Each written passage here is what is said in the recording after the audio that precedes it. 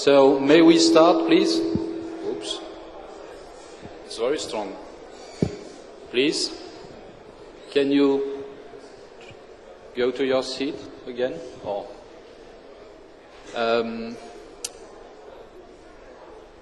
first announcement, there will be a bus at 6 o'clock. There will not be any extra bus, okay? It's very precise. Buses are at 6 o'clock for the hotel. No extra buses after. That's what I'm being told, okay? First. Second, there are 3 other sessions. And it's not because someone has said at the end of the previous session that we were to reconvene here.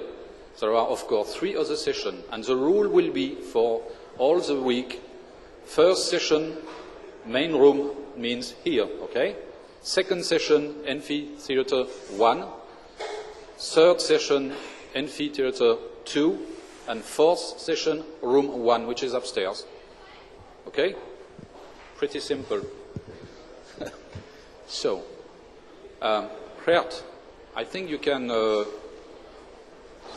already struggle with technology just to see if it's working. It should be.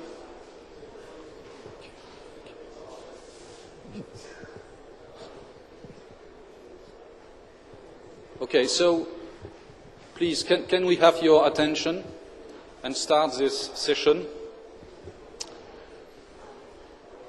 I will be your chairman for this session. I'm Jean-Paul Le Guinière. I'm working for French universities, I would say for the Ministry of Higher Education, and also involved in RENATER, which is our National Research and Education Network. And I have a point in common with the first speaker. I've been involved in networking for more than 30 years, and I was a bit emotional hearing to Peter Kirstein, but I think he could have added 10 years more since the 70s. So our session is dealing with the last mile issue.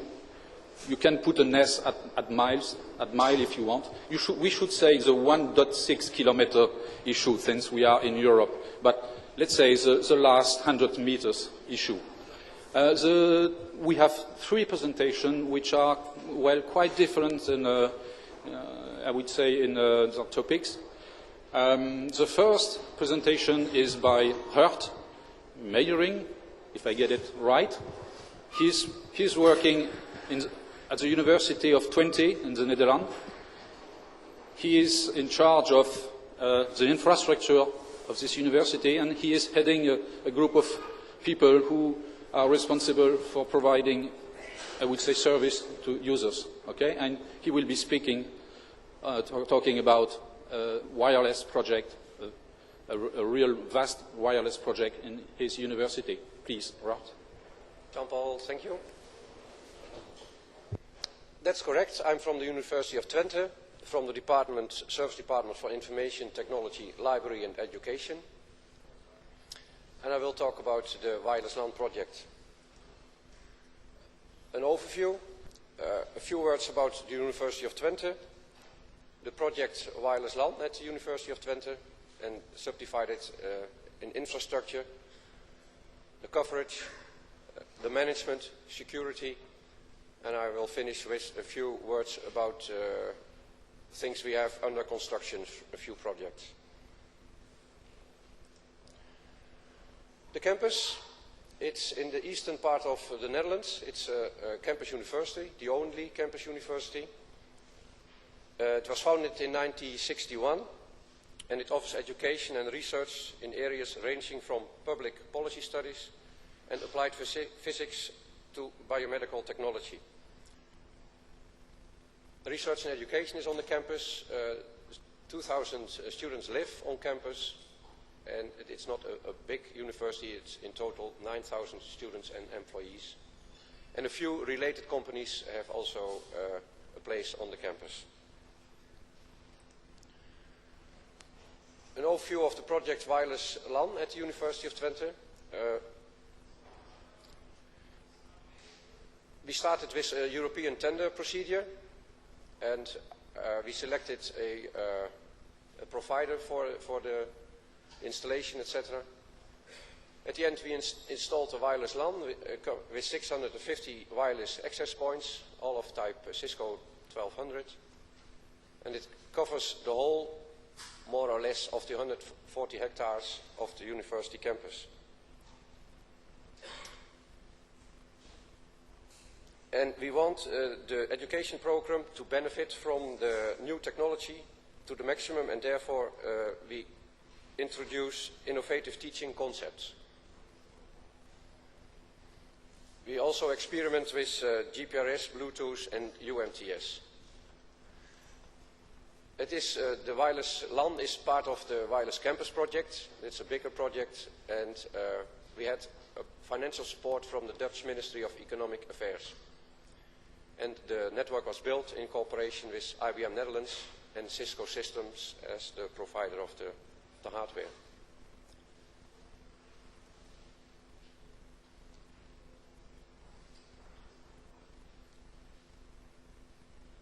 The university has already state-of-the-art wired infrastructure. For instance, all the student dormitories at the campus, 2000, have a 100 megabit connection, for example. And the wireless LAN improves the flexibility and independence of time and location.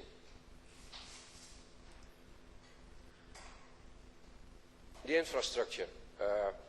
Now it's in place. It enables the students and scientists of the university to access the internet everywhere on the campus. And that gives us the chance to improve the flexibility and independence of time and location, and it opens ways to introduce new ways of teaching. A few words about the standards. There are a lot of standards in the industry, all with letters, a whole range of standards, the 11B, the 11A, the 11G. We struggled with that choice. What we have to do, what do we need to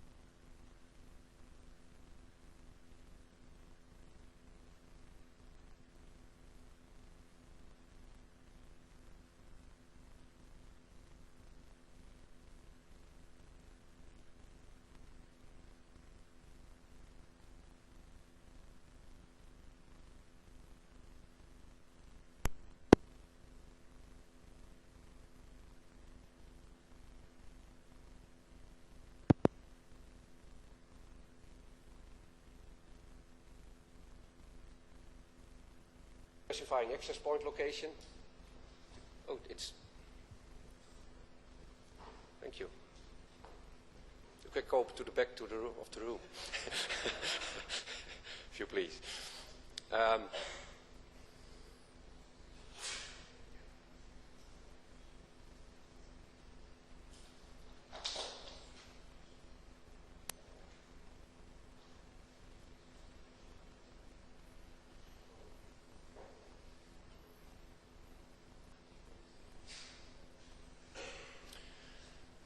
The location manager gives us a few functions.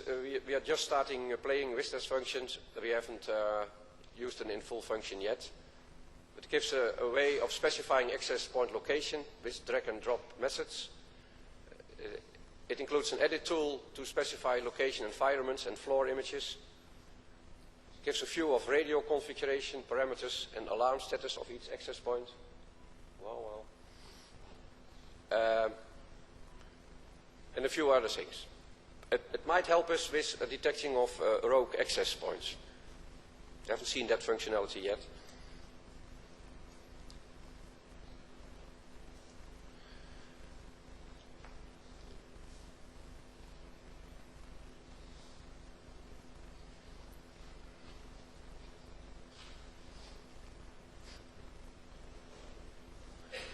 Security. We divided the security in the physical security. At the first access points, we discovered that it was too easy to remove them. By definition, you have to place the access points in the neighborhood of the users, 100 meters at maximum. So it would be nice to have them available also for in the future. The first brackets, you see some brackets here in this room of Cisco 1100, I think it is. They were not firm enough to keep the access points in place. Oh. But I have just a few pictures, and this is one.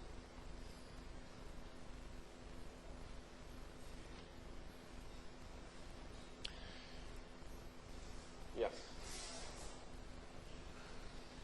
The left picture is the access point in place, and with a power of 30 pounds, I learned that it was able to remove the access point. It was not what we like to see. So, at our request, Cisco improved the bracket. About network access, we have implemented on a large scale 802.1x. We choose for the word EAP TTLS. It supports triple dash and delivers dynamic web keys.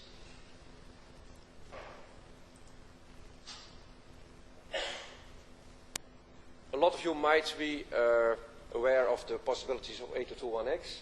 It's a true-based access solution, layer 2, between client and an access point in our case.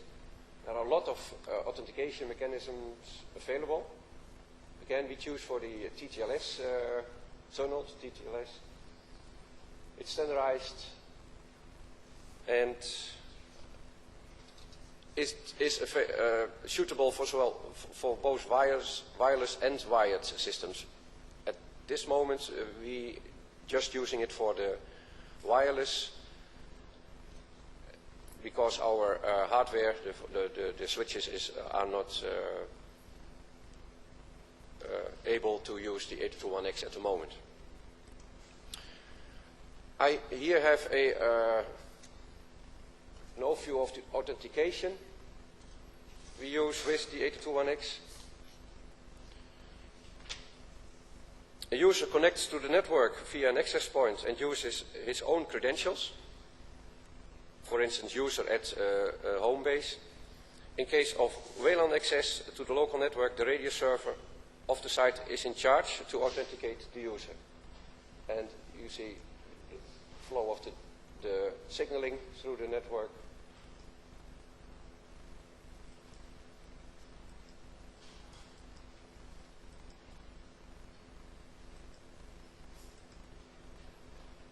And if everything is checked and found correct, then you get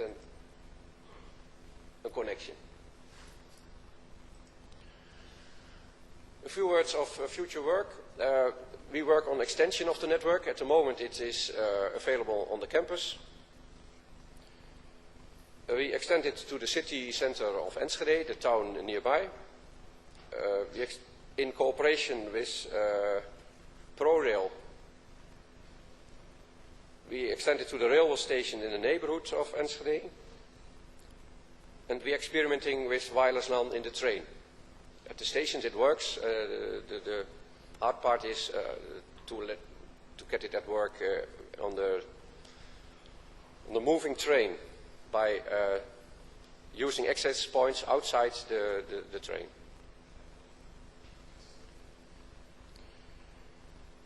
And there is a WLAN in a lot of university cities in the Netherlands already using 802.1x radius proxy. That's one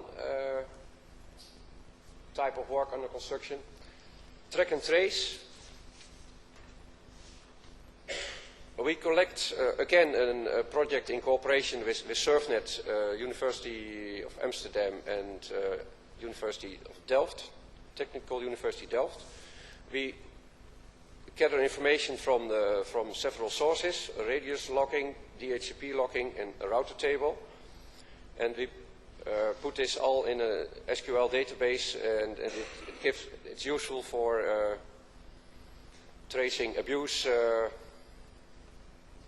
misbehavior and locating PCs.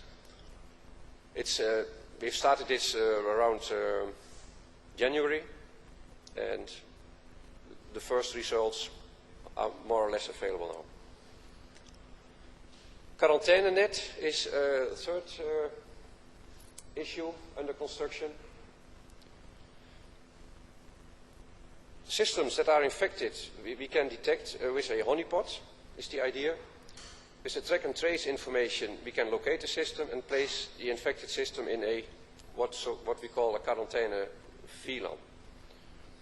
When the PCs are in the QuarantainaNet, they have limited functionality. They just can clean up their disks, and that's it. And reinstall or install the latest version of the virus scanner, etc. And we do that by forcing them in a VLAN.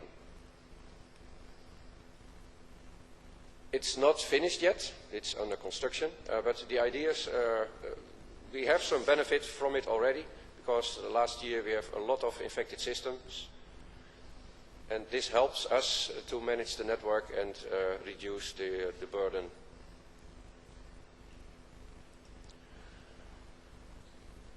For our user support we have a help desk, where you can go with your questions, an IT shop where can you buy your equipment. We have, if you like, installation service, and we wrote a lot of installation guides for the several systems in use, operating systems. A few links. In this presentation I haven't mentioned a lot about the education, but there are a few people involved in using the possibilities of the wireless LAN in their education program, and I mentioned two contact names here. That's about it, Mr. Chairman. Thank you, Rat. Well, we are almost in advance, so we have some time for a few questions. There is a microphone there, so please wait for the microphone and just introduce shortly yourself.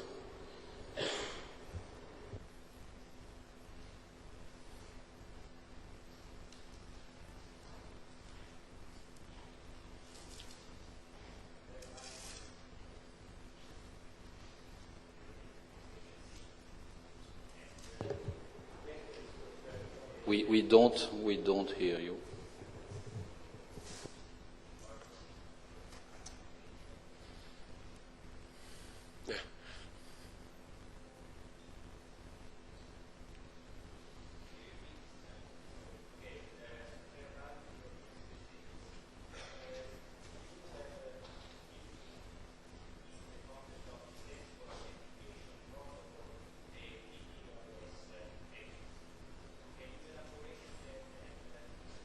are your experience by selecting these, the advantages in deploying it on a quite big scale?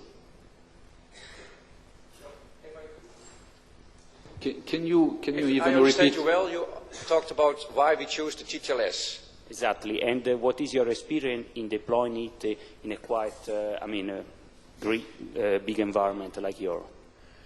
The infrastructure we had in place at that time when we chose for the TTLS, it was about 2 years ago, it was more or less the only option in the combination we had.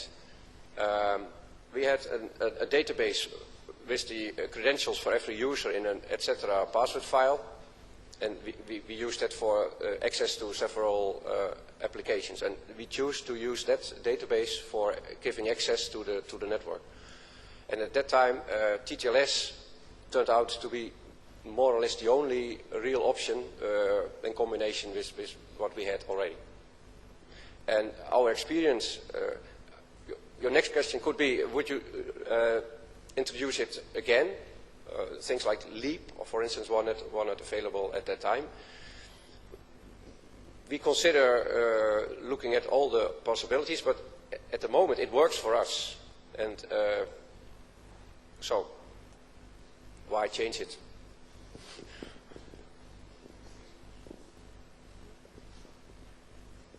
Gordon Young, University of Limerick. When you move off your campus, why don't you just do a deal with a commercial operator to provide the wireless access than build your own? Oops. We wrote a proposal. We got some money from the government, and maybe that's the answer. At the campus, everything we own. Everything is there, we own. We own the buildings, we own the ground, we can drag cables, etc. So for us it was a natural way to go on and supply this new functionality to the network. I wouldn't have. We haven't thought about requesting it from a commercial party. We had a tender, and after that, see me offline, we had a lot of discussion with the implementer. There were a few things rather new at that time. So at that time it was at the edge of the possibilities. Even now we find out that, for instance, the management of that network, however we have chosen for the VLSC solution, gives us some headaches. So I think it was too early to get it from a public party. We will take two last questions then. It's two small questions. The first one is addressed to the speaker, but also to the rest of the community in this room. Recently, a law was passed in my country whereby in order to use wireless networking, you need to register it with the regulator and pay a certain fee, which they call it's for administrative purposes. We call it's a subscription. Do you have this in the Netherlands, or does anybody else in this meeting have the same problem in his country? And to my knowledge, we don't pay a fee to anybody in the Netherlands. Yeah, just to SurfNet, but that's our internet service provider. Yeah. I don't know it for the other countries. Anybody else in this room who has? Yeah. Yeah. Okay. And the second one, how do you handle situations whereby small entities in your university request and want to have their own small island of wireless networking? Do you have one uniform networking, or do you have small islands as well? It's not allowed. A last question here. All right. We manage the network.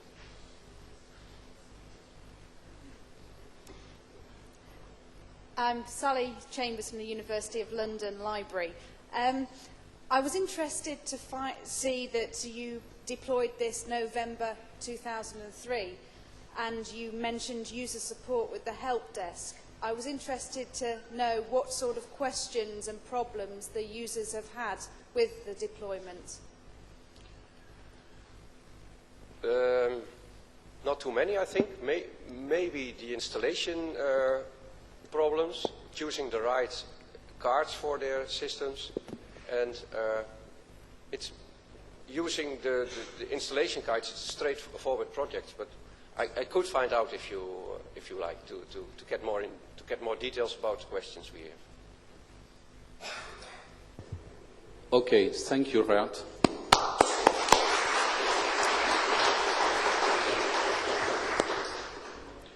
So, Kiriti, please. Our next speaker is Kiriti Kampela from Juniper. He is a distinguished engineer at Juniper, and he's working on MPLS, GMPLS, VPLS, a bunch of things, and he is co-chairing groups, I think, working groups in the IETF. He will be talking about VPLS, or what I myself call as propagating, I would say, Ethernet services from campus to campus on medium distance or long distance. Okay? So, Kiriti, please. Good afternoon, everyone. Thanks for your patience. Thanks for still being here. So I'm going to talk about the operational aspects of VPLS, but I'll first give a very quick introduction to VPLS. We're talking here about the last mile, and some of the interesting things that are happening in the last mile, as you just saw in the presentation before, is Ethernet access. I mean, before, say, 4 or 5 years ago, the last mile was all about E1s and T1s and frame relay and ATM. And now we have Ethernet. So if you have Ethernet as the last mile, the question is how far can you take this? And what we just saw was a campus network, pretty big campus network, but it's still within a geographical bounds. And the question is, can you take it into the metro area, or can you even take it to the wide area? And what VPLS is about is a virtual private LAN service, a virtual private LAN that spans more than just a campus or even beyond some buildings to the wide area. And once we go to a definition of VPLS, we'll talk about some of the operational issues. So typically in a building or even a campus, you have, inside the building, you have Ethernet. But between buildings, you have frame relay or ATM. So the question is, can we do anything different? And if we do Ethernet, can you actually use the multi-point, the LAN nature of Ethernet? So here's a typical building network. And inside the building, you have Ethernets. And connecting the different Ethernet to sort of reduce the size of each broadcast domain, you have a routed network. So you route between different broadcast domains. But when you hit the edge of the campus, you go to a completely different paradigm. You go to a point-to-point network. So the question is, if you have a point-to-point network like frame or ATM, the routing is very different. You basically have point-to-point adjacencies in your routing protocols instead of having a multi-point adjacency. If you're doing multicast or something, you have to run a different protocol. You have to run PIM or some such protocol. If you instead could actually connect geographically disparate networks, campuses or buildings or whatever, with Ethernet, what you have is a paradigm where the service provider network or the network interconnecting all of these basically emulates a large Ethernet switch. And forwarding is done based on the MAC addresses. And so you want this whole conglomeration to look like a giant Ethernet switch. And if you do this, the nice thing in terms of the IT departments that are running this entire network is the paradigms that you have are always multi-point Ethernet. It's always a LAN. You have LAN within the building, and then you have a LAN connecting the buildings up. So why do we want Ethernet? Well, Ethernet is common. It's cheap. It's what people are familiar with. Routing over Ethernet is much easier than routing over point-to-point. The number of adjacencies that you want are you have a single multi-point adjacency. Broadcast and multicast are much simpler. But the basic idea is it's a layer 2 network that people are familiar with. It's a native operation. So why do we have to change paradigms when you go from inside a building to outside a building? The next question is, if we do Ethernet, then why not just have a large switched network that spans large geographies? Well, there are two reasons. One is that you don't want a huge, physically large broadcast domain. And the second is Ethernet is a really nice technology when you're within a campus. It's a nice access medium because that's what people want. But it doesn't make a good infrastructure for a provider, for a network, because you don't want to carry everyone's MAC addresses across the entire domain. And especially, you don't want to run things like spanning tree across really wide areas. So you want an infrastructure that's WAN-based, but you want the access to be Ethernet. And so what you get is a VPLS service. So for those of you who are familiar with LAN emulation, basically VPLS is LAN emulation, but it's done in a different way. The service is the same as LAN emulation, but it's done over MPLS, and it's done the implementation is quite different. So operational issues, because we actually have several people implementing VPLS and actually deploying these networks. So what are the operational issues that some of them that we already see and some that we foresee? The first is, can we actually emulate, because this has been done with LAN emulation, can we emulate a LAN across a wide area, and how effective can that be? Will LAN applications work well across these large networks? Well, we think, we have to be positive here.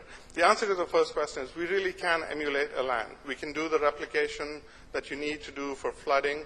You can do the MAC address learning. You can do all of these effectively. And there is a big difference between how LAN emulation was implemented and how VPLS is implemented. So we think that the answer to the first question is absolutely. The second question is, what will happen to LAN applications when you run them across a wide area instead of within a building? And that's a much harder question to answer because we don't know what implicit timeouts or assumptions that are made by these LAN applications. So because it's a new service, we want to see deployments happen. But the attitude that people have is not, will they work, but if they don't work, how do we fix it? Which I think is a very good attitude. So put them in the network, run them, and if there are issues, just fix them, instead of saying, oh, it won't work, and running away scared. We think that any application that's IP-based will work well because IP is well suited to a WAN environment, to larger transit delays and so on.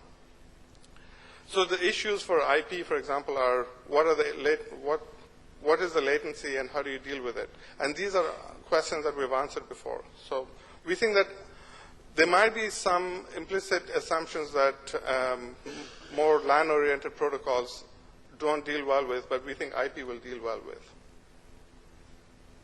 So the next is, what happens with MAC address scaling? And to some extent, the answer to this question is also the answer to the previous question, which is, how do we scale a network that has tens, hundreds, or thousands of MAC addresses to appear to be in a single LAN? And the answer is, MAC address scaling is a very difficult question. Even within a building, you don't have a single broadcast domain. You try to break it up, because if you have a broadcast storm or a layer 2 loop, it's very dangerous.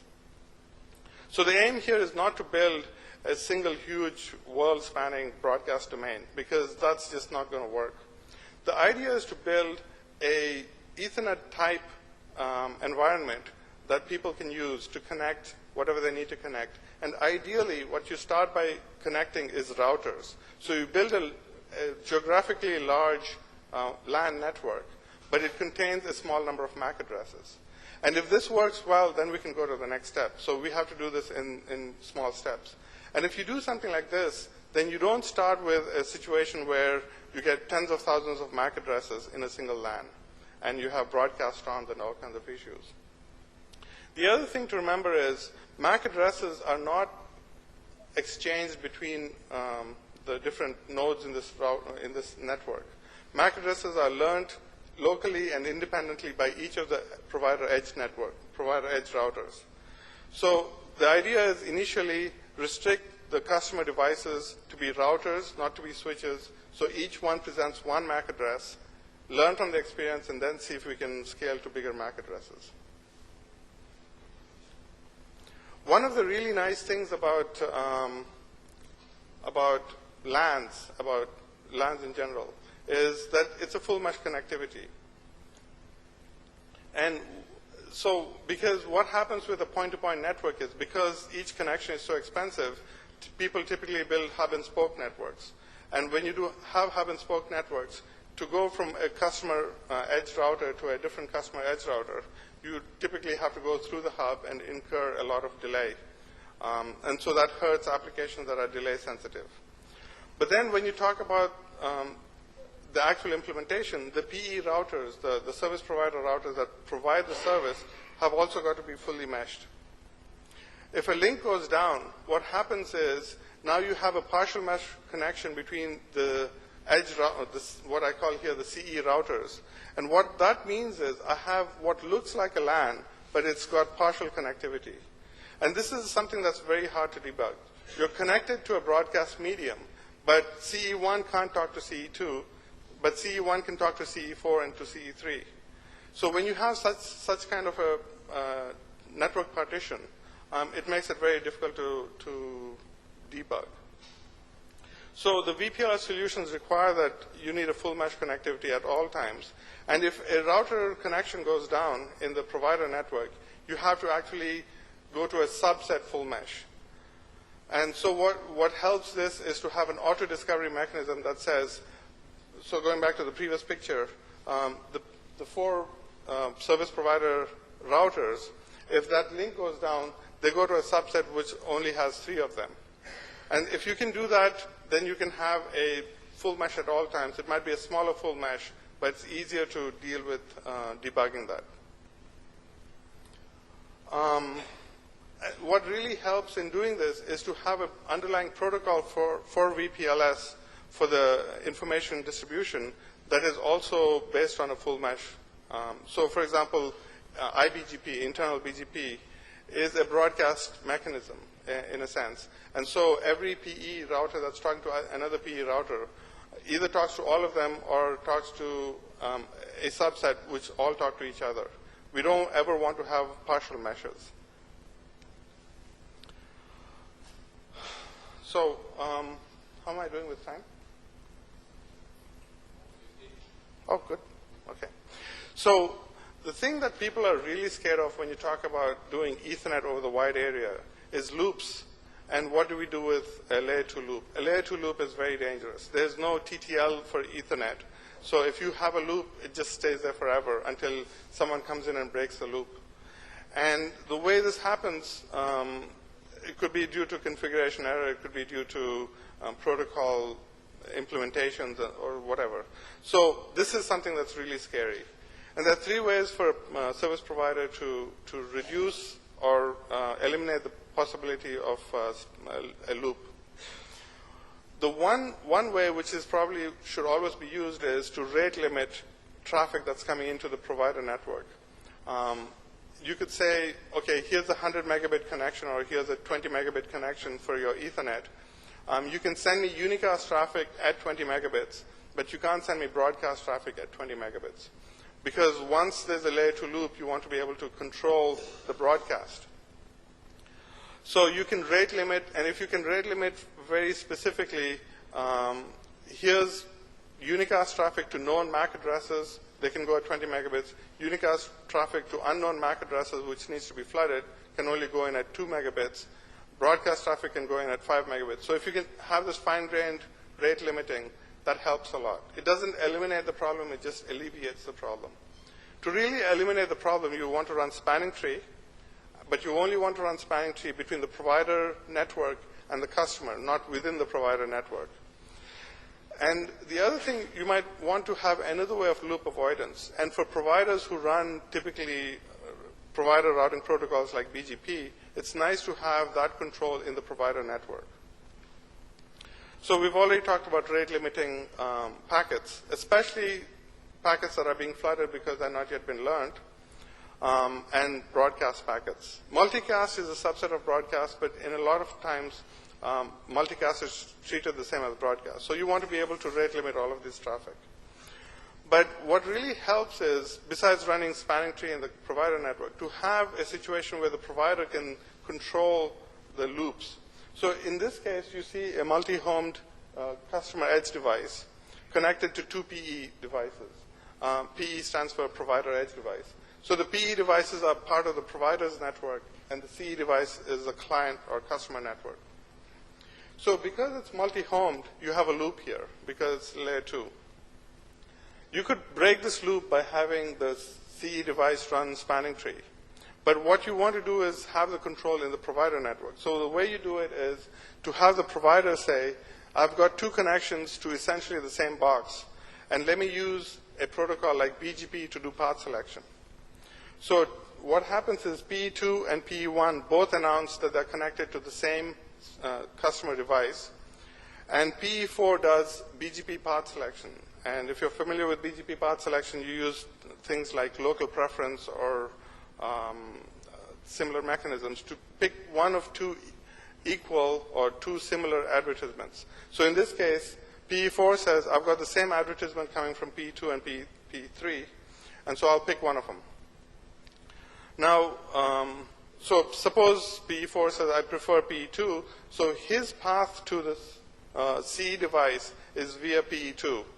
But if there was to be something go wrong in the network, like the connection between PE2 and the client goes down, then PE2 will withdraw its route, and PE4 will redo the path selection algorithm and say, okay, I only have one announcement for this particular client, which is via PE3, so now I'll go via PE3.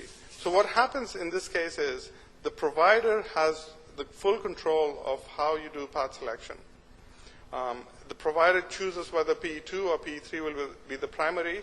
If it goes down, the provider can then switch to the other one. And this is all done automatically using BGP path selection rules. Maybe the most important thing from the point of view of research and development, research and education networks, is that when you build a research and education network, you typically have multiple providers, multiple ASs. And the question is, how do I build a network that spans a VPLS network, a private LAN, a virtual private LAN, that spans multiple ASs and yet appears as a single seamless LAN? And so this is a strong requirement, and there have been, for IP VPNs, if you're familiar with RFC2547 VPNs, there have been definitions of how to do this. And there are typically 3 options, what's called option A, option B, and option C. And what's the most scalable option is option C. Now, what happens in VPLS is you can use exactly the same options, but do them for VPLS. So this is not an IP VPN, but the virtual private LAN service. And if you use a multi-protocol BGP with the inter-AS solution with route reflectors, you have a very scalable solution to the inter-provider VPLS. So the first thing is, if you use route reflectors in BGP, instead of having this full mesh of connections between the 2 ASs, you just have, say, a couple of route reflectors in each AS, and you have them connect to each other. And so you build the VPLS network announcements through these route reflectors. So it's a much more scalable option in terms of management. But the next thing is, if I have multiple ASs and they're all connected to each other, what happens is I have announcements that go between all the route reflectors. And I need to be able to say, okay, I've created a loop with my BGP announcements. And so this is standard BGP loop detection using AS paths. And in fact, you can go further and say, I want to do more optimal path selection based on the AS path length. So again, if I use BGP as my underlying mechanism, I have a multi-AS situation. I can break loops and I can do effective or optimal selection of BGP distribution. And notice that this BGP is not for IP, but it's for VPLS and LRIs. And if you have the presentation in front of you, you'll see a lot of slides coming from here, but I'll only concentrate on one of them. And this is the situation where I have 2 ASs, and they have, say, a direct connection between them. And I've got site 1 in the blue VPLS and site 1 in the green VPLS. And on the other side, I've got site 2 in the blue and in the green. And so let's just pick one. Let's take the blue one.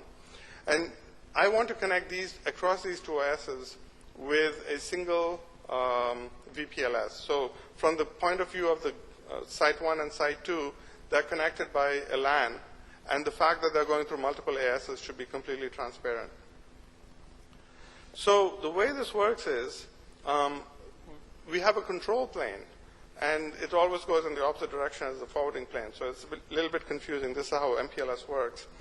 But you have a control plane connection between the site 2 on the left, on the right, and site 1 on the left.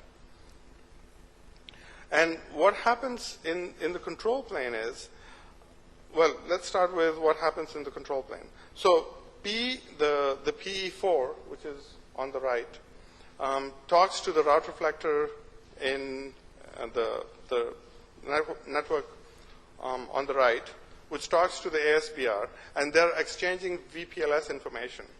And then the ASBR talks to the ASBR on the left, and this is through a direct eBGP connection. So this connection that you have between the ASBR on the right and the ASBR on the left, ASBR4 and ASBR1, is for the provider's internal routes. What you really want is a connection between the route reflector on the right and the route reflector on the left to carry the VPLS routes. And to be able to resolve those VPLS routes, what you need is a multi-hop IBGP connection. Sorry, multi-hop eBGP connection. This multi-hop eBGP connection is carrying the VPLS information that will let the provider on the left and the provider on the right connect and give a LAN solution to the customer.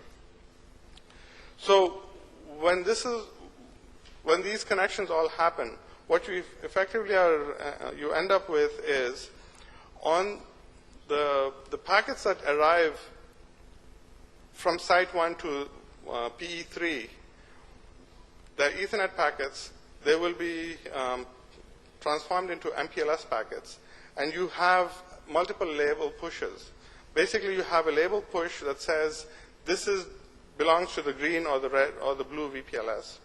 And then you have another label push that says this goes to PE4, but because you don't know where PE4 is, it's not in your network.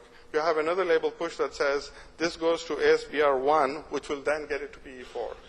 So you push 3 labels onto this Ethernet packet, and the forwarding is done based on the outermost label, which is the one that goes to ASBR1. So when the packet arrives at ASBR1, he'll pop that and say, okay, this really wants to go to PE4, so I'm going to push a new label that will get it to ASBR4, which is on the way to PE4. Now, you go down the path, and at ASBR4, you'll pop the label, look at the inner label, say, oh, this wants to go to PE4. I'll push a new packet, and R2, I'll pop a packet. And then when it reaches finally PE4, because of the innermost label that says which VPLS it belongs to, this packet will then go to the right site on from PE4. So what you have here is something that looks fairly complex, but the operation of this is exactly the same as inter-provider IP VPNs.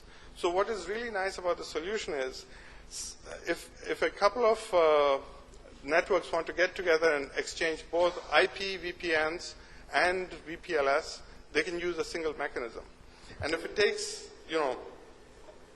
it takes a little while to go through all this and understand why I'm pushing this label and why I'm popping that label and how the BGP next hops are resolved. But once you do this, you can apply it to all your VPN types. So while this is complex, it allows multiple providers to get together and offer a single VPN across all the providers. And whether it's an IP VPN or a VPLS, the paradigms are the same. 5 minutes. Yes. And I'm going to skip the rest of these because I want to live for the rest of the day. And I'm not sure Jean-Paul will let me if I take too long. So there are a lot of scenarios here. And they're here mostly so that you can read them and understand them, because there are multiple ways of offering multi-provider solutions. But I'm just going to skip through them as fast as I can, which is not very fast. So the key here is there are multiple inter-provider situations. There are carrier-of-carrier situations, there are inter-provider situations. And what you want to do is to be able to exchange the VPN information and any labels that go with it in a uniform way, whether you're offering, you have to pick which mechanism you want based on how your inter-provider connections are. But once you have those, you want to pick one way of doing it, whether you're doing IP VPNs or VPLS or both.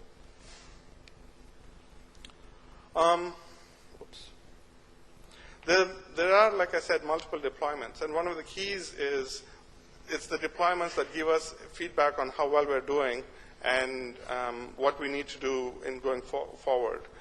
What parts we need to improve, how we need to scale these things. So there's an inter-provider solution between Korea Telecom and Hutchinson. There's a major carrier in the US that has tested inter-metro VPLS for over 8 months, and they've just started deploying it as a beta service. There's a carrier in Norway that has tested VPLS and will actually, I think they've begun deployment. So there are multiple providers who are actually deploying this service. And what's interesting about that is we will get feedback and we'll learn what we did wrong and what we should do. One interesting one is there are groups in the US who are replacing their existing LAN emulation networks with VPLS. Questions? That was surprising. Too fast. Thank you. Almost. So, yes, we have time for a question. Please raise your hand. First question I have, what is the status of the VPLS protocol? I think it's not yet a standard. Yes, so they're not yet standards. There are 2 VPLS protocol suggestions or proposals. Both of them are going to, they've gone through the working group last call in the ITF, which is the last technical step. And beyond this, there are, cleanup and rephrasing to make it more effective. But at that point, they're both going to become RFCs. And I expect that before the end of the year, we'll see 2 RFCs. One with BGP and one with LDP. Okay, thank you. Questions? No question? No questions, okay. Really? No question? Going once? One? Going twice? My name is Tiziana Ferrari from the Italian National Institute for Nuclear Physics. I wanted to ask if you mentioned that you already see some cases where VPLS is used. The question is, are these cases based on a single vendor or are different types of routers present in that networks? Okay, it's a good question. There is one vendor that implements BGP, the BGP protocol for VPLS, and there are effectively 2 vendors that implement the LDP protocol for VPLS. So the networks that I'm talking about are single vendor, but they're single vendor at the edge. The way this works is all the VPLS information is only at the edge of the network, at what I call the PE router.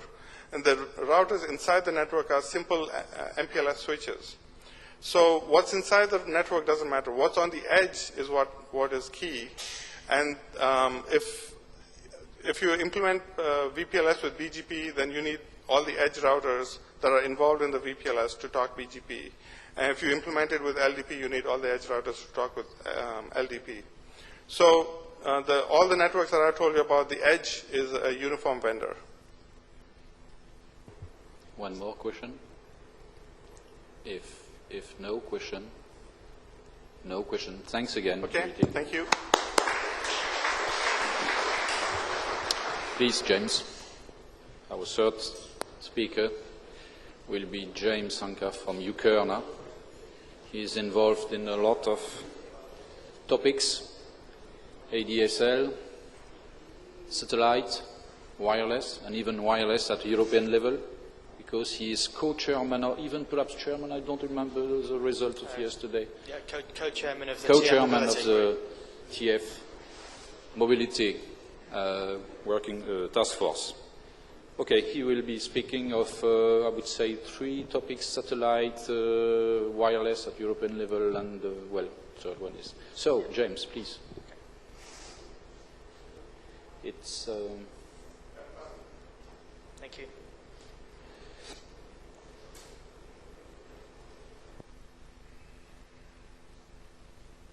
Okay, well, I'll just like to start by saying, yeah, my area of work is to broaden or widen access to the Janet network.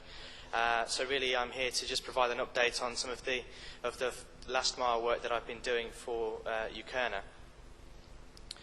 So I really want to just talk about the two-way satellite trial that ended a few months ago, and then talk a bit more about the wireless work that we're doing at the moment, and also some work that we're doing with our other NRENs. So I'll just briefly run through those, and then look at some of the other areas that we've been tracking over the last 6 months. So I guess we all know this, the network access is really about first mile or last mile access. It's about the point at which the end user tries to connect to a network, and it's my job to try and widen the opportunities to the end user to get access to our joint academic network. What we've done is we've taken a look at all of the technologies that there are out there today, and we've tried to plot them on a graph to see where they stand, and this has been recently updated. The areas that I've been focusing on, when I first joined just over 3 years ago, I started working on the cable DSL side of things. So that's really moved over to the far end. It's a technology that is out there, is being used. I think we have over 2 million or so users in the UK. So that's a fairly well-established network access technology. The area that we're focusing on now is the wireless LAN area, two-way satellite. We're doing a little bit of research on IP over power, and we're also looking at 3G technology as well. So I'll start off by talking about the two-way satellite trial, and the reason why we decided to look at two-way satellite was that although we'd covered a lot of the access methods through ADSL and cable modem, we had to think about the population that couldn't get access to ADSL. And this is I don't know if it's very clear there, but there's large areas of the UK where there's just absolutely no possibility at the moment to get ADSL or cable modem network access. So what we've decided to do is trial in the most remote areas two-way satellite technology.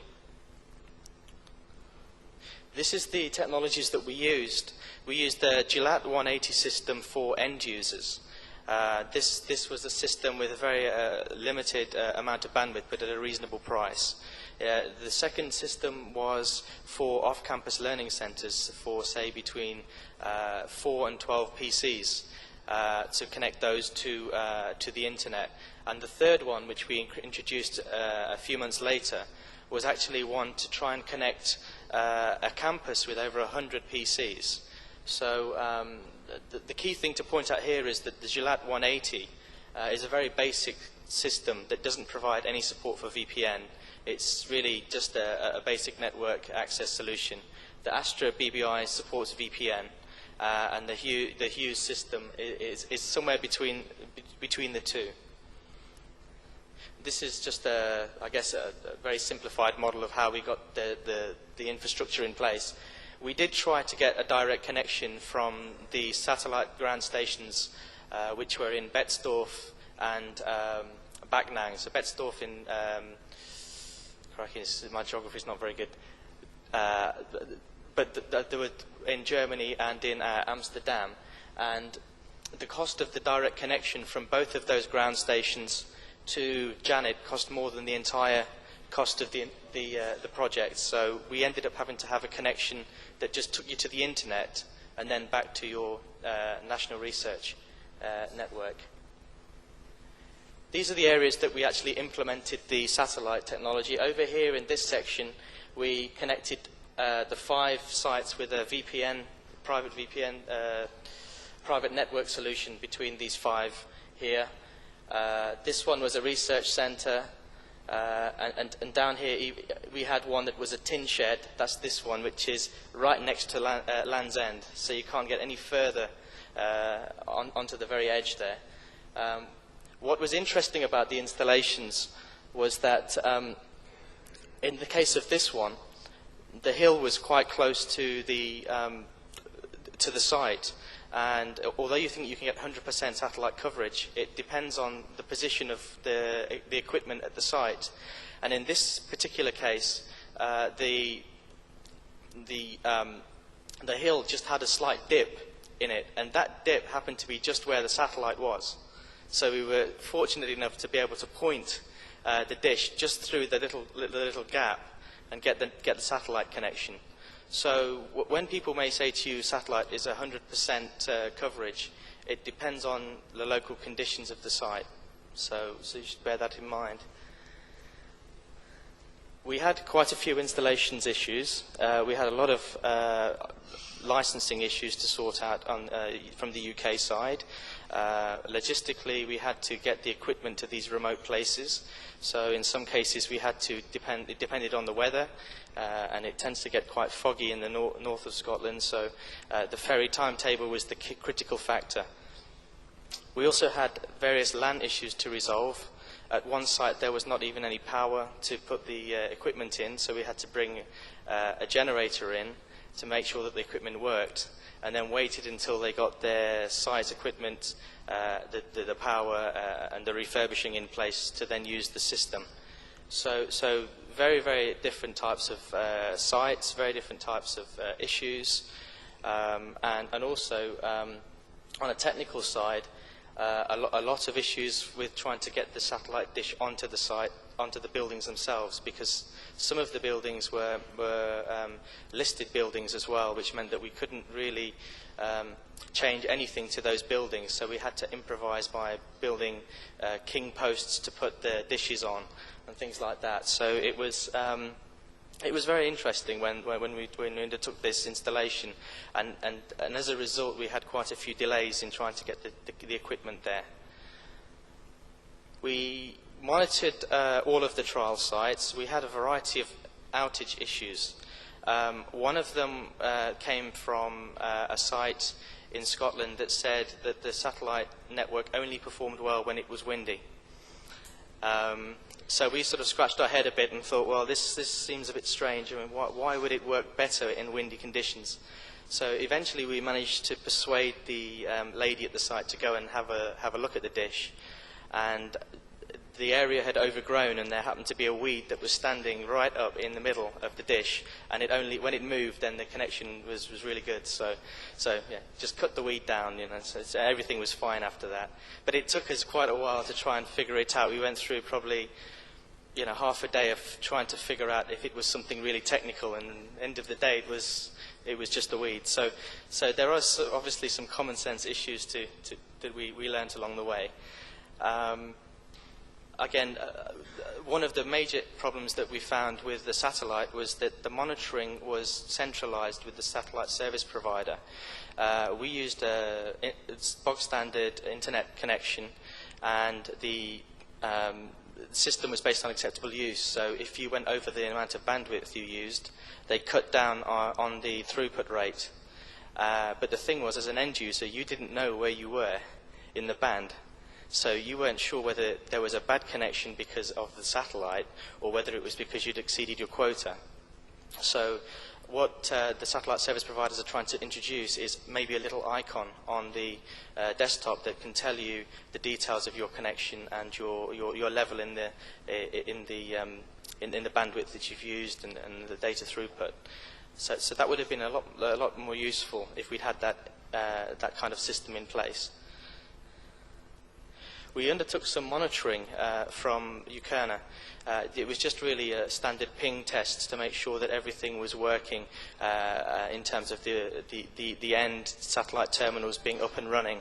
And this is just an example of the test that we did over the 12 months. So you tend to find that on average you've got around about 750 to 850 milliseconds in terms of the ping times. There was quite a lot of spikes there, but if you notice, there was a lot of outages that occurred on our terminal, and that's just simply needed to be rebooted because they'd been on for such a long time, and it was a case of just recycling that. So I mean, for us, this was based on the Astra BBI system, and for us, most of the time it worked well. It worked reasonably well. this is just another example, but this is, sorry, just to say on this one, it's actually looking at our terminal to the Astra DNS server, whereas in this one, we are looking at a server on the internet. So you can see that there's a lot more volatility on the peaks there. So it's something to bear in mind, and there were some latency issues for real-time applications, especially on the uplink. There's very limited bandwidth on the uplink. So the results for this particular test were that the BBI system performed reasonably well. The Gillette 180 and the Gillette 360 performed, the 180 performed poorly, the 360 performed a little better, but we wouldn't have recommended it unless it was, I guess, a connection of last resort. And we're still trying to get some data out of the Hughes enterprise system. It hasn't worked as well as we would have liked it to. Okay. We'll be producing a report on the UKANA website shortly about this particular trial. And really, I've said those concluding parts for this particular piece of work that we were doing. Moving on to the wireless activities that we've been doing at UKANA, we've been setting up a Janet Wireless Advisory Group in May, so it's just almost 1 year. There's 3 particular streams of work that we're doing. One is just dissemination of information about wireless. The second is looking at small technology trials, and the third is looking at what the TF Mobility Group call roaming, but we've decided to call it location-independent networking. The activity areas that we're focusing on as a group are listed here, and the ones that we've focused on are the ones that you see in red. Location-independent networking, AAI, and wireless LANs. But we're also working on UMTS, GPRS. We're just starting to do some work in that area too. We've set up all of the website, fact sheets, etc., networking case studies. But the big area that we've worked on has been location-independent networking. And this is about providing a radius infrastructure so that we can allow guest users to authenticate at their home. Once they've authenticated at their home, they can then be given an authorized access at the visited institution. This obviously has some challenges. The first is the technical challenge that within a lot of the campus networks, there's already firewalls, there's already MAC-based filtering. VMPS is there, and 802.1x is introduced in some of these campuses. So, I mean, what do you do if you have a user that is not an 802.1x user? So there's a lot of technical issues that need to be overcome to make this work end-to-end. But also there's a lot of issues around who you trust. I mean, do you want to give your network to guest users? Or do you want to give the priority to your local users? And what do you do if an incident occurs? So in those cases, you really need to think about the policy issues. So that's another area that we've been working on. Okay, this is just the work that we're doing right now. We are actually building 2 national radius proxy servers that are based on the Radiator with a Linux operating system, and we've got those. We're going to have those connected into our co-locations on our backbone, and we're going to connect initially 5 universities to trial the concept to make sure it works, and then once we've done that, we're going to start a national trial where we'll bring maybe 10 or so other people in to trial this roaming concept, but we'll also test the policy as well as test the technology. So, from the Janet Wireless events, Janet Wireless group, we have 3 things there to conclude. First of all, there's a lot of information that's being produced. There's a lot of work on location-independent networking taking place. And thirdly, if everything goes to plan, we will go towards a national trial. Okay. So that's really the 2 main projects that I've been working on in UKANA. The third area that I spend quite a lot of time in is working with groups in TERENA and with Dante as well. In TERENA, as many of you may know, there's quite a lot of network access activities going on in the roaming space. And as I'm the chair, I thought I'd put a few slides in to just talk about that. We've done quite a lot of work in doing the requirements analysis for roaming across Europe to scale national roaming solutions to European level solutions. And we've been working on a radius proxy hierarchy. We've also been working on a controlled address space for VPN gateways to scale VPNs. And all of that information is on the TERENA website. We've worked on the design, and I think last week we produced a first draft on the test bed for how to make all of these national solutions interoperate at the local level. We've also worked on policy, on a new charter, and we're doing some work on how mobile IPv6 could affect this roaming infrastructure. This is the radius proxy hierarchy that we've been working on. The grey links that you see from SurfNet are for those NRENs that are about to join. I think we've done a great job in terms of getting all of the participants together and getting this radius proxy to work. But I think what we need to do next is to look at where those institutions are connected to the hierarchy, so that if you're an end user, you want to know on a website, let's say, where to go and what's available to you, what supported network access methods are there, what authentication methods are supported, what local policies do you have to be aware of. So a lot of those issues are what we're hoping to address in the new TF Mobility Group. The other area of work that we're also looking at is in GÉANT 2, which is in the work package JRA 5. And a lot of the people working in the mobility group are also involved in this particular work package. Where this work package differs from TF Mobility is that this group is looking at not only roaming, but they're looking also at AAI, AAA, authentication authorization. And they're looking at it over a 4-year period with the aim of looking at ultimate goal of having single sign-on environment. So it's an interesting area, but it's a long EU-funded project, but it's something that we'll be doing as part of our development project as well. So it's a key part of our network access area. Our tracking areas that we're looking at apart from these developments are listed here. I think I've tried to look at it in two ways. One is the technology, which a lot of us are probably more familiar with, and all of the technology issues that are associated with these network access methods, but also to look at the issues that are surrounding network access from the end user perspective. So it's looking at secure network access for the end user. It's looking at issues in relation to support for high bandwidth and real-time applications. So less of not just looking at the technical side, but looking at the issue side, I think is just as important for this work. This is the final slide, I think, and this is a rewrite from the last talk that I gave, which is where I saw the future for the network access area. And I've just updated it, really, given that we've moved on 1 year. I think the AAA issues have moved forward considerably.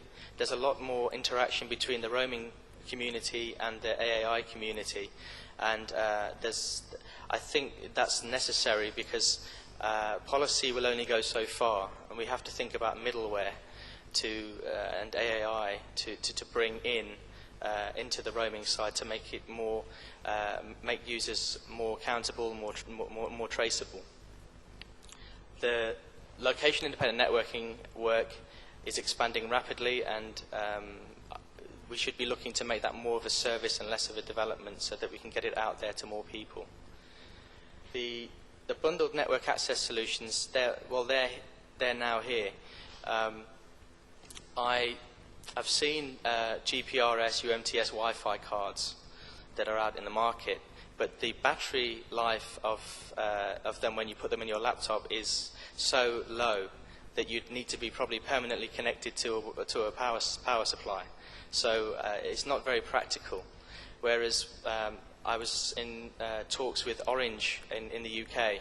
They are launching a GPRS UMTS card that will be based on a fixed rate usage of 25 to 35 pounds, which would provide you with that kind of network access.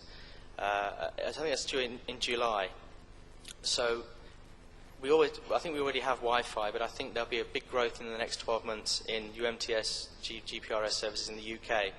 I'm not so familiar as to whether it's similar patterns across Europe, but that's what I know from in the UK. The rural broadband connectivity is still on the agenda, but I think that we have to take another look at satellite and look at other models for satellite connectivity. Maybe we need to think about a private satellite network connection with a direct feed into GEON, for example. Maybe that's a better way of dealing with some of the latency issues. So that's something we are currently considering. And finally, a growing need to think about the end user more and less about the technology. Make sure that we are giving services to end users that are going to benefit them rather than concentrating sometimes too much on the technology. Okay, that's just some links of the work that we've done on the website, and I thought I'd rush through that so that we can make sure we get the bus back. So, any questions? Good. Very good. Thank you, James.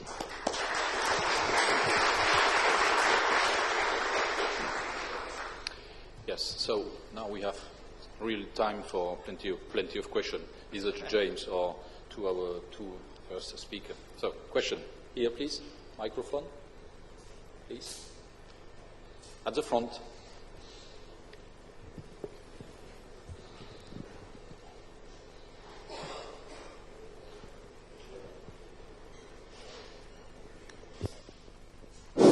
If you use full interconnection, QoS interconnection via satellite, could you tell me, please, what is the protocol using for this interconnection? If you use broadband interconnection, I mean. Is that TCP/IP or is this another protocol? Okay. Because of the traffic in TCP/IP. And the second thing is, for the remote areas, do you think that the usage of DVB-RCS with a large amount of the main platform and low price for the terminals is an economical solution? Okay. The transport mechanism for the satellite connection is IP up until the point that you reach the satellite indoor terminal unit, and then it goes over CDMA. I think that there's a TDMA portion as well over the air, and then from those time slots back at the ground station, it's then converted back to IP, and then goes over the network. The issue with satellite, though, is with this particular commodity version, is that you've got to have, you don't really know how many time slots are free. So you can't really gauge the congestion until it's happening there and then. So some days you could get a very good connection because there's not that many users using that connection. And other days you may get very difficult ability to even see your email.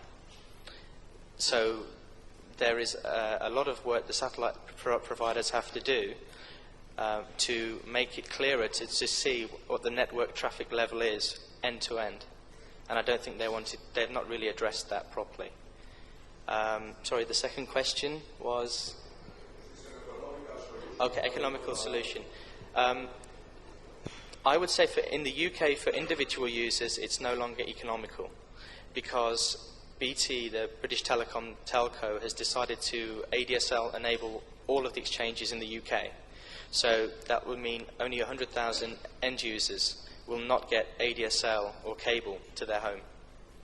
So I can't see it working well because also, firstly, for that, and secondly, because the cost is 4 times higher than ADSL or ISDN equivalent. So for me, I could only see it for very remote places where you need off-campus learning centres to be attached, and there's no other choice. That's the only way I could see it used in the UK. Question there.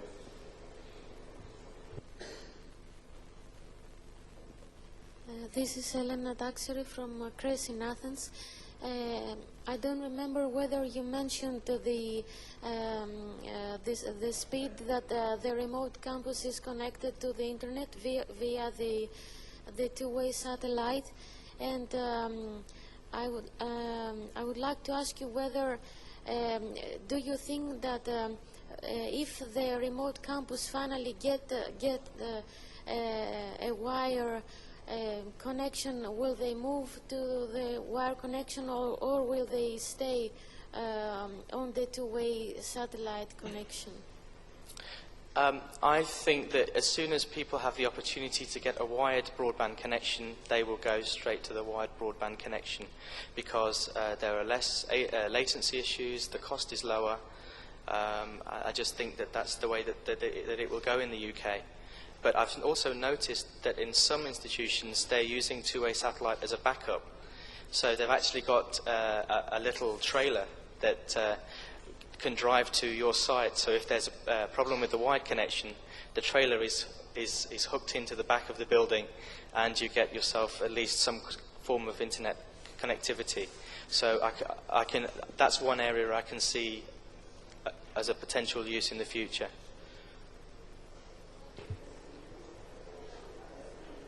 The speed. The speed of the connection that we were talking about with BBI was it was 512 kilobits down, and I think it's 256 going up. But that's contended, so you know it's really a connection of last resort. Okay.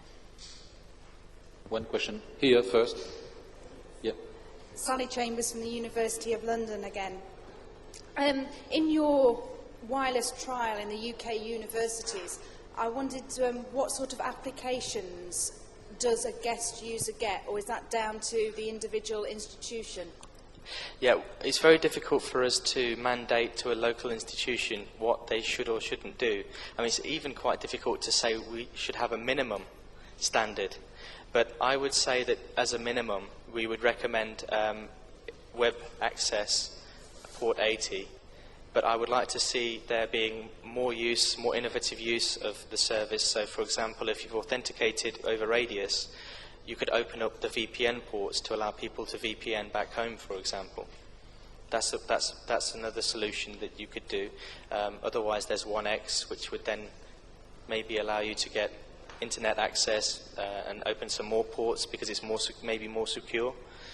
So but it's really down to the local institution because at the end of the day, it's their responsibility. Okay, so I think we have to finish here. And I thank you, our three speakers, again. And please,